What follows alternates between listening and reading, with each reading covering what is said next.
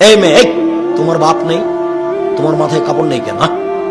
তোমার মাথায় কাপড় নেই কেন? কি দেখাতে চেয়েছো তুমি আমাকে? কি বলতে চাও তুমি আমাকে? কি বলতে চাও? তোমার বাপ তো একজন কাপুরুষ মানুষ, কিছু বলতে পারে না। তুমি কি মনে করো আমি তোমাকে ছাড় দিয়ে কথা বলবো? তুমি এটা হিসাব কি পেয়েছো?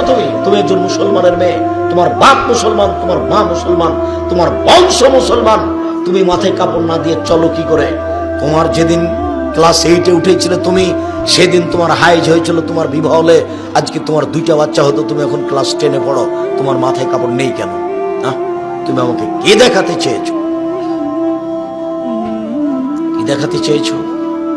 মা হলে 4টে জিনিস লাগে, মার জন্য 4টে জিনিস লাগে। জাবেরের ভাষাতে বোঝা যাচ্ছে, জাবের রাদিয়াল্লাহু তাআলা বলছেন, আমি তালাক প্রাপ্ত মেয়ে বিবাহ করেছি, আমি কুমারী মেয়ে বিবাহ করিনি।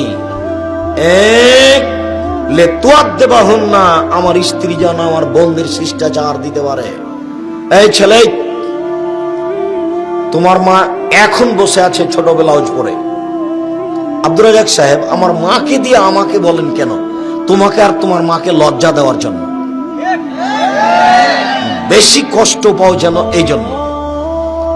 জাবের বলছেন আল্লাহ নবীকে যে আমি আমার বোনদের বয়সের মেয়েকে আমি বিবাহ করিনি, বেশি বয়সের তালাক প্রাপ্ত মেয়ে বিবাহ করেছি 4টা কারণে।